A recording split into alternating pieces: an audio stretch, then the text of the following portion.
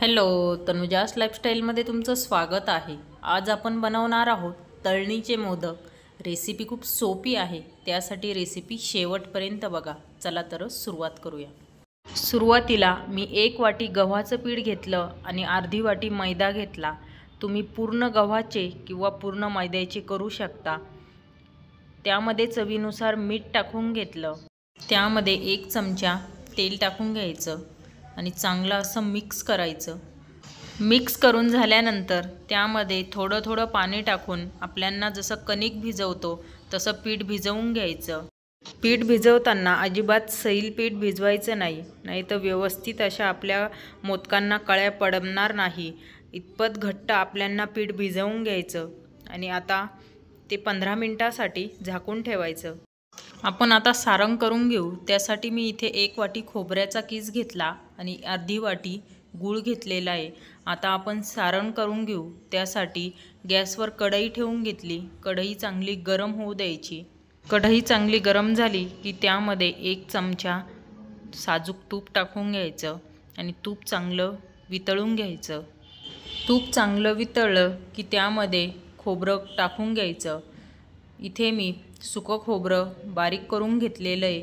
तुम्ही इथं ओलं खोबरं घेतलं तरी चालेल।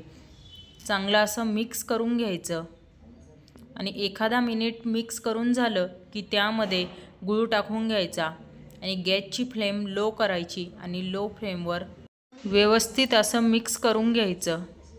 एक 2 ते 3 मिनिटांनंतर गूळ चांगला खोबऱ्यामध्ये मिक्स व्हायला सुरुवात झाली। अजून एखादा 2 मिनिट चांगलं मिक्स करून घ्यायचं। एक 3 ते 4 मिनिटांनंतर एकदम छान असं आपलं सारण तयार झालेलं आहे। त्यामध्ये आता इलायची पूड टाकून घ्यायची आणि तुम्हाला ड्रायफ्रूट टाकायचे असेल तर अशा वेळेस तुम्ही त्यामध्ये ड्रायफ्रूट टाकू शकता। चांगलं असं मिक्स करून घ्यायचं। एकदम छान असं आपलं सारण तयार झालेलं आहे। आता आपण मोदक करून घेऊ। इकडे आपल्या पिठाला 15 मिनिटं झालेले आहे। एकदम छान असं पीठ भिजलं गेलेलं आहे। एकदा चांगलं असं मळून घ्यायचं। आता आपण मोदक करून घेऊ। त्यासाठी एक छोटासा पिठाचा गोळा घ्यायचा आणि तो एकदम पातळ असा लाटून घ्यायचा। जितके पातळ लाटाल तितके आपले मोदक खरपूस होतील। इथे एकदम पातळ अशी पोळी लाटून घेतली। आता तुम्हाला ज्या आकारामध्ये मोदक करायचे त्या आकारामध्ये एखादं भांडं घ्यायचं। इथे मी डब्याने छोट्या छोट्या पुऱ्या करून घेतल्या आणि साईडचा एक्स्ट्राचा भाग काढून घ्यायचा आणि आता आपण मोदक करून घेऊ। त्यातली एक पुरी हातावर घ्यायची आणि त्याला कळ्या पाडून घ्यायच्या। जितक्या कळ्या पाडाल तितका मोदक छान दिसेल। मी सर्व बाजूने एकदम व्यवस्थित अशा कळ्या पाडून घेतेय।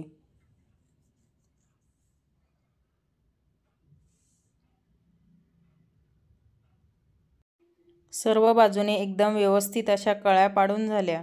आता त्यामध्ये सारण भरून घ्यायचं। सारण थोडं जास्तच भरायचं म्हणजे एकदम भरीव असा आपला मोदक तयार होतो आणि एकदम अलगद हाताने अशा कळ्या दाबून घ्यायच्या। एकदम छान असा आपला मोदक तयार झालेला आहे, तुम्ही बघू शकता। आणि वरचा भाग असा पॅक करून द्यायचा। आता आपण कळ्या न पाडता मोदक करून घेऊ। एका पुरीवर सारण टाकून घ्यायचं आणि सर्व बाजूने अशा कळ्यांच्या आकारामध्ये पॅक करून घ्यायचं। तुम्ही बघू शकता एकदम छान अशा कळ्या पडलेल्या आहे आणि वरचा भाग पॅक करायचा। एकदम छान असा मोदक तयार झालेला आहे। असेच मी सर्व मोदक तयार करून घेतेय। एकदम छान असा मोदक तयार झालेला आहे।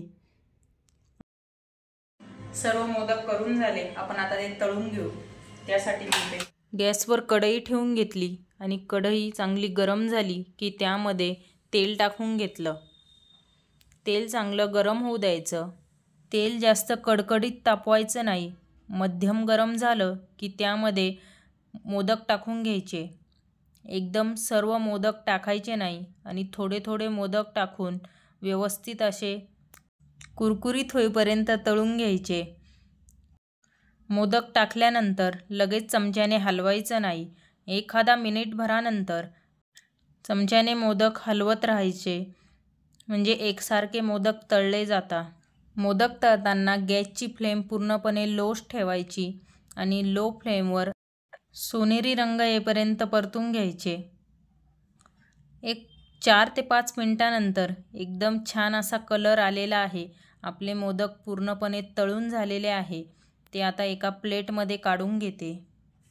आवाजावरनं तुम्हाला अंदाज आलाच असेल की एकदम छान असे मोदक तयार झाले। असेच मी सर्व मोदक तळून घेते।